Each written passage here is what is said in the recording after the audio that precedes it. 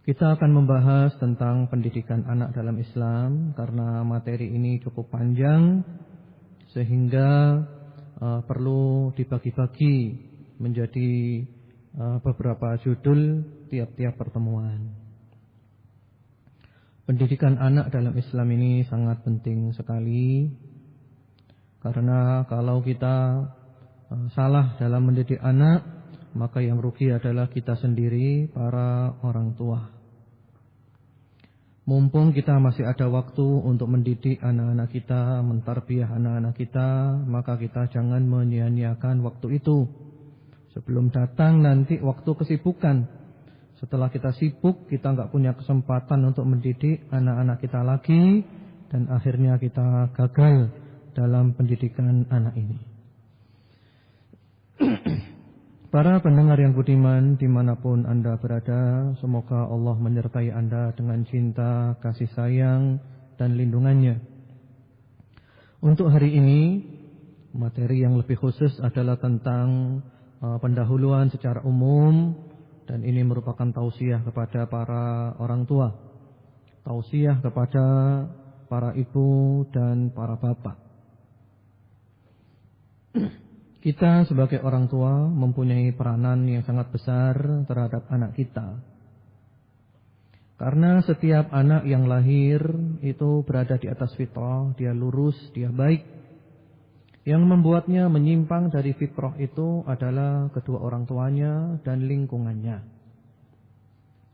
Sebagaimana dalam hadis sahih yang kita sudah sangat sering mendengarnya, yaitu sabda Rasulullah sallallahu alaihi wasallam, "Ma min mauludin illa yuladu 'alal fitrah, fa abawahu yuhawwidanihi aw yunassiranihi aw yumajjisanihi." Tiap-tiap bayi yang lahir dia berada di atas fitrah, dia masih lurus, masih bersih. Yang menjadikannya Yahudi atau Nasrani atau Majusi adalah kedua orang tuanya, adalah bapak dan ibunya. Jadi setiap anak lahir itu di atas fitrah, dia masih bersih, dia berada di atas kebenaran, fitratallahi allati fataran nasa 'alaiha. Sebagaimana firman Allah itu di dalam surat Ar-Rum ayat nomor 30. La tabdila li khalqillah dzalikad dinul qayyim. Jadi masih lurus anak itu. Yang membuat anak ini menyimpang keluar dari fitrah adalah kedua orang tuanya, ayah dan ibunya. Karena ayah dan ibulah yang paling berpengaruh kepada anak itu, lingkungan. Kemudian juga sebagai para orang tua, kita bertanggung jawab kepada siapa saja yang berada di bawah kita. Ada sebuah hadis yang muttafaqun alaih diriwayatkan oleh Bukhari Muslim rahimahumallahu taala melalui jalan sahabat Abdullah ibnu Umar radhiyallahu taala anhuma, bahwa sahabat ini pernah mendengar Rasulullah sallallahu alaihi wasallam bersabda. Sabda beliau, "Kullukum ra'in wa kullukum mas'ulun 'an ra'iyatihi." Kamu semua adalah pemimpin dan kamu semua akan ditanya tentang yang kamu pimpin. Al-imamu ra'in wa mas'ulun 'an ra'iyati. Imam, penguasa adalah pemimpin dan dia akan ditanya tentang rakyat yang dipimpinnya. War-rajulu ra'in fi ahlihi wa mas'ulun 'an ra'iyati. Kepala rumah tangga adalah pemimpin dan dia akan ditanya tentang keluarganya, tentang keluarga yang dia pimpin. Wal mar'atu ra'iyatun fi baiti zawjiha wa mas'ulatun 'an ra'iyatiha. Ibu rumah tangga adalah pemimpin dalam rumah tangganya dan dia akan ditanya tentang rumah tangganya. Wal khadimu ra'in fi mali sayyidihi wa mas'ulun 'an ra'iyatihi. Dan pembantu adalah pemimpin untuk menjaga harta majikannya dan dia akan ditanya tentang amanat yang diembankan kepadanya. Wa kullukum ra'in wa mas'ulun 'an ra'iyati. Pada intinya kamu semua adalah pemimpin dan kamu semua akan ditanya tentang yang kamu pimpin. Subhanallah. Sebuah hadis yang demikian jelas bahwa kita semua, para bapak, kepala rumah tangga, para ibu-ibu rumah tangga adalah pemimpin. Suami akan ditanya tentang istrinya, bapak dan ibu akan ditanya tentang anak-anaknya. Semuanya ditanyakan oleh Allah Subhanahu wa taala, tanggung jawab. Apakah kita menjadi pemimpin yang benar, sebagai suami yang lurus, sebagai bapak dan ibu yang lurus, yang memberikan kepada anaknya pengarahan-pengarahan yang syar'i, memberikan kepada anaknya petunjuk-petunjuk Al-Quran, petunjuk-petunjuk sunnah Rasulullah sallallahu alaihi wasallam, sehingga dia menyelamatkan dirinya dan menyelamatkan keluarganya, terutama adalah anak-anaknya. Tanggung jawab orang tua. Oleh karena itu, para pendengar yang budiman rahimakumullah, dimanapun Anda berada, kalau ada yang sakit, mudah-mudahan oleh Allah diberikan kesabaran, ketabahan, keringanan, dan kesembuhan. Allah berfirman di dalam surat At-Tahrim, surat ke-66, ayat nomor 6. Allah mengatakan di sana, Ya ayyuhalladzina amanu qu anfusakum wa ahlikum nara wa quduhan nasu wal hijarah 'alaiha malaikatun ghiladun shidad la ya'sunallaha ma amarahum wa yaf'aluna ma yu'marun. Hai orang-orang yang beriman, selamatkan dirimu dan keluargamu dari api neraka yang bahan bakarnya adalah manusia dan batu-batuan, yang di sana ada malaikat yang keras, yang tidak pernah mendurhakai Allah atas apa yang Allah perintahkan kepada mereka, dan mereka selalu mengerjakan apa yang diperintahkan kepada mereka. Ayat ini jelas sekali Allah memanggil orang-orang beriman. Lalu Allah mengatakan ku anfusakum, selamatkan dirimu, wa ahlikum, dan keluargamu dari api neraka. Jadi anak-anak kita adalah aset yang pasti. Aset kita yang pasti, harta kita yang pasti adalah anak-anak kita. Pasti ada di tangan kita. Sekarang tinggal bagaimana kita berlaku, bagaimana kita mempermainkan bola yang ada di tangan kita ini. Apakah kita memberikan kepada anak kita pendidikan yang benar? Apakah kita telah mengarahkannya sebagaimana yang diinginkan oleh Allah Subhanahu wa taala dan Rasulullah sallallahu alaihi wasallam? Ataukah kita membiarkannya, kita lupakan anak-anak kita sehingga dia tersesat jalannya? Sahabat Ali bin Abi Thalib radhiyallahu taala anhu ketika mengomentari ayat ini, ku anfusakum wa ahlikum nara, beliau mengatakan, "Allimu anfusakum wa ahlikum al-khair." Ajarkan kepada dirimu dan keluargamu kebaikan. Kita wajib belajar kebaikan dan kita wajib mengajarkan kebaikan itu kepada keluarga kita yang di dalamnya adalah anak-anak kita. Para ahli tafsir yang lain mengatakan ku anfusakum wa ahlikum nara, ay an yu'addibal muslimu nafsahu wa ahlahu faya'muruhum bil khair wa yanhahum 'anil syarr. Hendaklah seorang muslim itu mendidik dirinya dan keluarganya, menyuruh mereka berbuat baik dan melarang mereka daripada perbuatan-perbuatan yang buruk. Menyuruh mereka meninggalkan kemaksiatan-kemaksiatan, menyuruh mereka melakukan ketaatan-ketaatan. Ini kewajiban kita para orang tua, para bapak, para ibu. Mulai dari kecil anak itu kita didik terus dengan benar, dengan baik, sehingga anak-anak menjadi anak-anak yang bermanfaat di kemudian hari, menjadi anak-anak yang dicintai dan diridhoi oleh Allah Subhanahu wa taala. Sebagian ulama mengatakan tentang makna tarbiyah. Kita wajib mentarbiyah anak kita, mendidik anak kita. Bagaimana tarbiyah itu? Sebagian ulama mengibaratkan tarbiyah ini dengan seorang petani.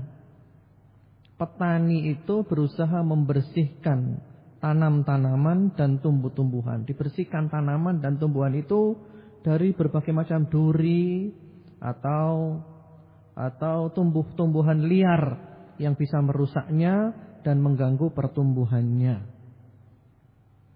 Demikian pula kita mendidik anak, kita bersihkan dari hal-hal yang kira-kira bisa bermadarat dari dia, hal-hal yang tidak bermanfaat, hal-hal yang menghambat perkembangan dia, hal-hal yang merusak pola pikir mereka. Kita bersihkan. Tanggung jawab kita pada anak-anak kita. Karena nanti kita, para bapak, para ibu, ditanya oleh Allah. Ditanya oleh Allah subhanahu wa ta'ala. Kalau kita salah dalam mendidik, sungguh penyesalan. Ada seorang anak yang dia dilalaikan oleh orang tuanya ketika masih kecil, tidak dididik dengan benar. Ketika telah besar dia menjadi anak yang durhaka, menjadi anak yang berani kepada orang tuanya, yang melawan orang tuanya. Kemudian orang tuanya marah. Orang tua ini marah kepada anaknya. Kamu anak yang durhaka, kamu anak yang kurang ajar, kamu anak yang enggak benar. Marah-marah orang tua ini. Dimarahi sang anak. Lalu setelah reda kemarahan orang tuanya, sang anak berbicara. Anaknya mengatakan, "Ya abati, innaka aqagtani saghiran fa'aqaqtuka kabiran. Wa ada'tani walidan fa'ada'tuka syaikha." Wahai ayah, ketika aku kecil ayah mendurhakai aku, maka ketika aku besar aku mendurhakai ayah. Wahai ayah, ketika aku kecil ayah menyia-nyiakan aku, maka ketika ayah tua aku menyia-nyiakan ayah. Subhanallah. Jadi ketika anak ini masih kecil, ayahnya mendurhakainya, tidak mendidik dia dengan benar. Maka ketika ayahnya tua, anaknya durhaka, dibalas. Ketika anak ini kecil, ayahnya menyia-nyiakannya. Maka ketika ayahnya sudah tua, renta, sang anak menyia-nyiakannya. Subhanallah. Al-jaza'u min jinsil amal. Balasan sama dengan perbuatan. Allah tidak akan berbuat zalim. Allah Maha Adil. Subhanallah, sungguh menyesal kalau kita menyia-nyiakan pendidikan anak kita. Dan kita tidak akan sukses kecuali kalau kita kembali kepada agama yang benar. Agama yang dibawa oleh Rasulullah SAW. Pendidikan Islam yang benar. Pendidikan Islam yang sesuai dengan Islam Rasulullah SAW. Tanggung jawab kita. Di dalam sebuah riwayat An-Nasa'i dan juga Ibnu Hibban dalam sahihnya, Rasulullah sallallahu alaihi wasallam bersabda, "Innallaha sa'ilun kulla ra'in 'amma star'ahu ahafidha am dhayya' hatta yas'ala ar-rajul an ahli baitihi." Sesungguhnya Allah akan menanyakan kepada setiap pemimpin tentang kepemimpinannya, apakah dia benar dalam kepemimpinannya ataukah dia menyia-nyiakan kepemimpinan itu.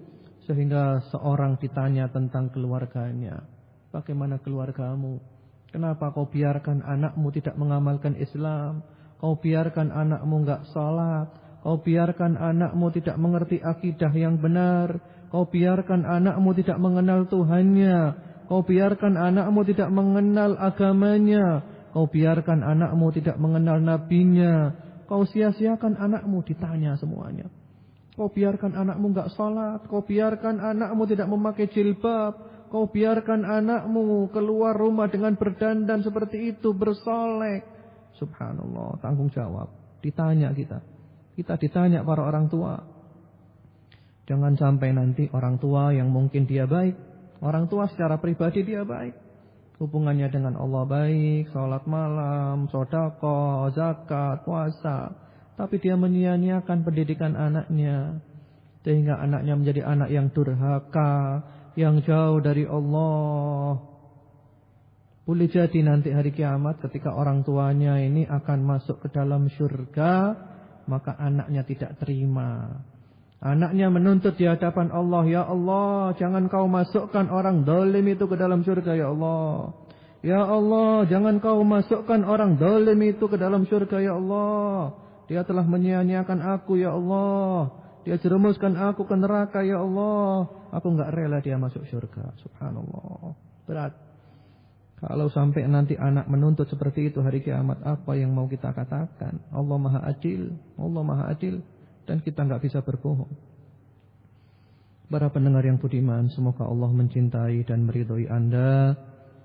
Oleh karena itu, dalam pendidikan anak ini termasuk yang terpenting adalah mencari calon suami dan calon istri yang layak menjadi ayah dan ibu bagi anak-anak kita nanti. Jadi pendidikan anak tidak lepas dari pranikah. Pranikah ini penting. Seorang laki-laki kalau mau nikah, cari calon istri yang layak menjadi ibunya anak-anak nanti. Demikian pula seorang wanita kalau mencari suami, yang dipikirkan pertama adalah saya mencari suami yang layak menjadi ayah bagi anak-anak saya nanti. Jadi jangan salah pilih.